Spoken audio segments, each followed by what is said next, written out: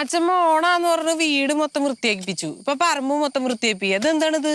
എടി ഓണത്തിനെ നീ കുളിച്ചൊരുങ്ങി പൊട്ടും കുത്തി നല്ല പുത്തൻകോടിയൊക്കെ ഇട്ട് നിൽക്കുന്നില്ലേ? അതുപോലെ ഇതും പറമ്പും ഒക്കെ ഒന്ന് വൃത്തിയാക്കി.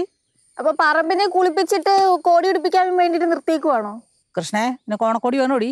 ആ എനിക്ക് ഓണക്കോടി വേണം. എന്നാ പണിയെടുക്കടി. നമ്മളും കൂടെ കഷ്ടപ്പെട്ട് ചെയ്ത പൈസയല്ലേ അച്ഛമ്മ, എന്തോ ഇങ്ങനെ വർത്താനം പറയുന്നത്? എടാ എന്റെ പറമ്പിലെ വാഴക്കുല വെട്ടി ചിപ്സ് ഉണ്ടാക്കിയ പൈസയല്ലേ? അതപ്പോ എന്റെ പൈസയാ. അപ്പൊ ആ പൈസ എങ്ങനെ ഉപയോഗിക്കണമെന്ന് എനിക്കറിയാം. നീ എന്നെ പഠിപ്പിക്കണ്ട. അമ്പടാ. അത് ശരി. അപ്പൊ നമ്മുടെ ഈ വീട്ടിൽ കയറി ചിപ്സ് വരുന്ന ഒരു വിലയില്ലേ അച്ഛമ്മ? ചേട്ടൊന്നും മിണ്ടാണ്ടിരിക്കെ. അച്ഛമ്മ പിണങ്ങിയാലേ പിന്നെ ഓണത്തിനൊന്നും കിട്ടത്തില്ല.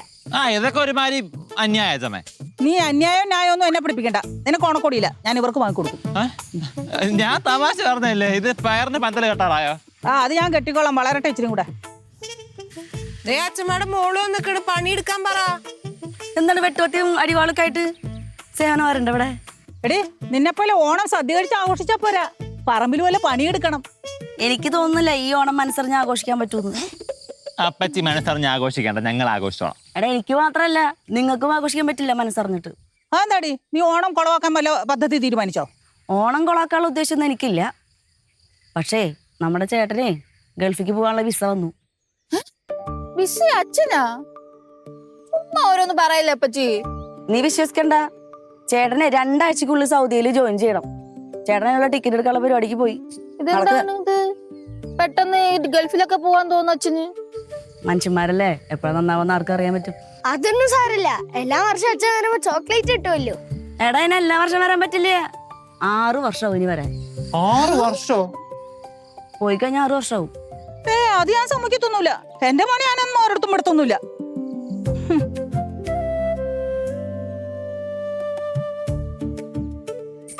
ഞാൻ നോക്കിട്ടേ ഈ കുടുംബത്തിൽ നിങ്ങളോട് ആർക്കും ഒരു സ്നേഹം പോലും ഇല്ല കേട്ടോ. ആരെയും കാണുന്നില്ലല്ലോ. അമ്മയും പിള്ളേരും വരുന്നുണ്ട്. ഡയലോഗ് എടാ, ഇപ്പൊ ഫ്ലൈറ്റിനൊക്കെ ഭയങ്കര വിലയല്ലേടാ ടിക്കറ്റിന്? എന്ന് കരുതി 2 ആഴ്ചക്കുള്ളിൽ അവിടെ ജോയിൻ ചെയ്യണ്ടേ? അപ്പൊ കുറഞ്ഞ ഒരു ഫ്ലൈറ്റ് നോക്കി അങ്ങ് പോണം. അവിടെ എത്തിയാ മതിയായിരുന്നു. മക്കളെ നീ ഞങ്ങളെയൊക്കെ വിട്ടു പോവാണോടാ? എന്തെന്ന് അമ്മ പറയുന്നേ? പോവാതിരിക്കാൻ പറ്റുമോ? ഈ പിള്ളേരുടെ കാര്യമൊക്കെ നോക്കണ്ടേ? എടാ ഇവിടെ നിന്നിട്ടാണെങ്കിലും നിനക്ക് പിള്ളേരുടെ കാര്യം നോക്കാൻ മേലെ. അച്ഛൻ ഗൾഫിൽ പോകണ്ട, നമുക്ക് ഇവരെ ജോലിക്ക് വിടാമല്ലോ. പിന്നെ എനിക്ക് PSC വേണം കിട്ടില്ല, അപ്പൊ എനിക്ക് വേണം ജോലി ആയില്ലേ? അച്ഛാ ഞങ്ങക്ക് വേണ്ടി അച്ഛൻ ഗൾഫിൽ പോണ്ട. അച്ഛ ഇത്രയും നാളെ നിങ്ങൾ ഞങ്ങളെ നോക്കിയില്ലേ, ഇനി ഞങ്ങള് നിങ്ങളെ നോക്കും, നന്നായിട്ട് നോക്കും. അച്ഛ ഞാൻ ഈ പഠിത്തം നിർത്തി ജോലിക്ക് പോവാ. കണ്ടോടാ പിള്ളേരുടെ സ്നേഹം കണ്ടോ? മക്കളെ, നിങ്ങളുടെ സ്നേഹം കൊണ്ടാ ഇതൊക്കെ പറയുന്നത് എനിക്കറിയാം. പക്ഷെ എന്റെ ഉത്തരവാദിത്തമല്ലേ നിങ്ങളെ സംരക്ഷിക്കുക എന്നുള്ളത്. മക്കളെ നാട്ടിൽ നിന്നാലും നിന്റെ ഉത്തരവാദിത്തം സംരക്ഷിക്കാൻ മേലേടാ മോനെ. എന്നാ അമ്മ പറയുന്നത്? നാട്ടിൽ രാവിലെ തൊട്ട് വൈകിട്ട് വരെ പണിയെടുത്ത് എത്ര രൂപ കിട്ടും? 1000 1500 രൂപ. എനിക്ക് മക്കള് 4, അവരുടെ കാര്യങ്ങളൊക്കെ ഞാൻ നോക്കണ്ടേ? എന്റെ പൊന്ന് പ്രകാശരാമ, നാട്ടിൽ വല്ല ബിസിനസ് ചെയ്താൽ തീരാവുന്ന പ്രശ്നമുള്ളൂ. അതിനാണ് ഇപ്പൊ പുള്ളി ചാടിക്കറി ഗൾഫിലോട്ട് പോണത്. പറഞ്ഞാ കേക്കണ്ടേ? പൈസ വേണ്ടടാ ഇതിനൊക്കെ. അച്ഛാ ഗൾഫിൽ പോയിട്ട് ഇപ്പൊ എന്താ ജോലി? എന്തായാലും കമ്പനി വല്ലതാണോ? അത് പിന്നെ ഓഫീസ് ജോലി അല്ലേ? ഓഫീസ് ജോലിയോ? ഞാൻ പറയാം മക്കളെ, ഓഫീസ് ജോലിയൊന്നുമല്ല, മരുഭൂമിയിലെ ആടിന നോട്ടാണ് പുള്ളിയുടെ പരിപാടി. അപ്പൊ അച്ഛൻ ഞങ്ങളുടെ അടുത്ത് കള്ളം പറയാൻ തുടങ്ങിയല്ലേ? എന്ത് ചെയ്തിട്ടായാലും മരുഭൂമി പോയി ആടിനെ നോക്ക്. പിന്നെ ഇനി എന്ത് നോക്കിയിട്ടായാലും നമുക്ക് പൈസ കിട്ടിയാ പോരെ. നമുക്ക് 10 ആടിനാണ് അച്ഛൻ വാങ്ങിച്ചത്. അതിന് ഇപ്പൊ അങ്ങോട്ട് കയറിപ്പോ ഇവിടെ ആട് മേച്ചാ പോരെ? ബോധം ഉണ്ടോടാ ചെറുക്കാൻ? എന്റെ പൊന്ന അച്ഛ, അച്ഛന്റെ ജീവിതം മറ്റേ ആട് ജീവിതം പോലെ ആയിപ്പോവും. എടേ അതൊക്കെ പഴയ കാലത്തെ അവസ്ഥയാണ്. ഇപ്പൊ അതൊക്കെ മാറി. ഇപ്പം അങ്ങനൊന്നും അല്ല. ആടൊക്കെ AC ഷെഡൊക്കെയാ. ആടിനെ നോക്കാൻ ഏസിയാ?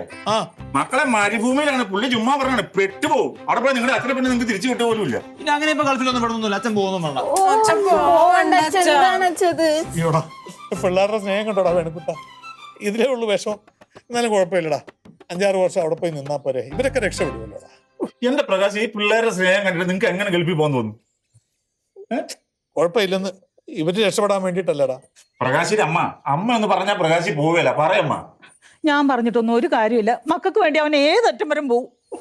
എന്റെ അമ്മ എന്ന് പറഞ്ഞു നോക്ക്. അമ്മയേക്കാൾ വലിയൊരു പോരാളി വേറെ ഇല്ലെന്നൊക്കെയല്ലേ ചിലർ പറയണത്. മക്കളെ, അമ്മയ്ക്ക് ഇനി എത്ര നാളുണ്ടടാ ആയുസ്? എടാ നിന്നെ കണ്ടോണ്ട് കണ്ണടക്കണം എന്ന് അമ്മയ്ക്ക് ആഗ്രഹം. എന്റെ മക്കൾ പോകണ്ടടാ. അങ്ങനൊന്നും ഇല്ലമ്മേ. ആദ്യം പോണെന്നൊക്കെ ആർക്കറിയാം. ചിലപ്പം ഗൾഫില് മരുഭൂമി കിടന്ന് തീരാനായിരിക്കും എന്റെ വിധി. അമ്മ വന്നേ. മക്കളെ കണ്ടിന്യൂ.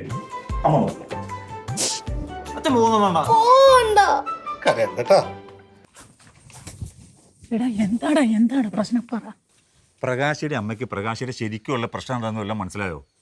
എന്റെ മോനെ ആ മക്കളോട് അവൻ ഒടുക്കത്തെ സ്നേഹമല്ലേ. ആ സ്നേഹം വലിയ പ്രശ്നമാവും. എടാ ആ മക്കൾക്ക് വേണ്ടിയല്ലേടാ അവൻ ഗൾഫിൽ പോവാന്ന് പറഞ്ഞത്.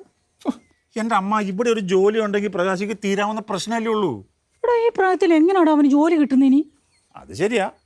പക്ഷെ എന്തെങ്കിലും ഒരു ബിസിനസ് ഉണ്ടെങ്കിൽ അത് നോക്കി പുള്ളിക്ക് ഇവിടെ നിൽക്കായിരുന്നു. എന്നാ ഞാൻ അവനൊരു പറമ്പ് കൊടുക്കാം അല്ലേ? അത് നല്ല ഐഡിയ. അപ്പൊ ആ പറമ്പ് വിറ്റ് എന്തെങ്കിലും ഒരു ബിസിനസ് തുടങ്ങാലോ. പറമ്പ് വെക്കാനൊന്നും ഞാൻ സമ്മതിക്കത്തില്ല. നീയും പ്രകാശനും കൂടി ആ പറമ്പിൽ എന്തെങ്കിലും ഒരു കൃഷി ചെയ്തിട്ട് പൈസ ഉണ്ടാക്കും മക്കളെ.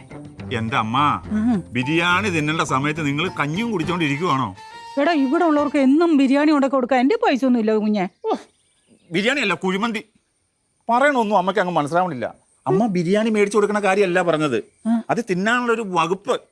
അപ്പൊ ബിരിയാണി കട ഉണ്ടാക്കാൻ പോകണം നിങ്ങള്?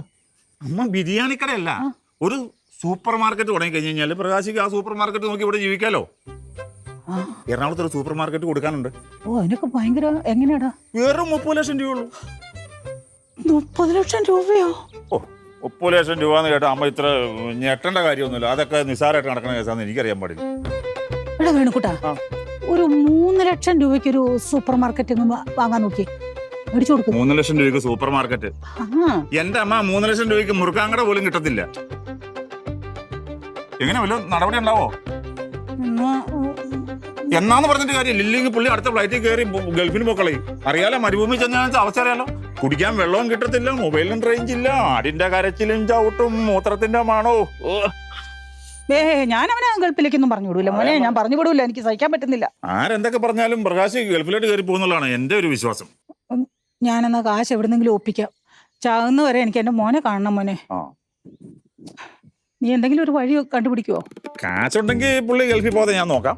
ആദ്യമൊക്കെ ഉൾക്കൊള്ളാൻ ഇച്ചിരി പാടായിരിക്കും. ഞാനത് സമ്മതിപ്പിച്ചെടുത്തോളാം. നീ സമ്മതിപ്പിക്കണം. എടുക്കാം, സമ്മതിപ്പിച്ച് നോക്കാം. നിന്റെ മിടുക്ക് പോലെ ഇരിക്കും. ഞാൻ ഏറ്റമ്മ ധൈര്യമായിട്ടിരിക്കും. സൂപ്പർ മാർക്കറ്റിനുള്ള പൈസ ഒപ്പിച്ചിട്ട് എന്നെ വിളിച്ചാൽ മതി. ചെല്ലേ കേട്ടോ? ആ ശരി മോനെ, എന്നോട് തന്നെ പറഞ്ഞാൽ മതി. ആ നടക്കോ എന്തോ, നടന്നാ ലോട്ടറിയാ.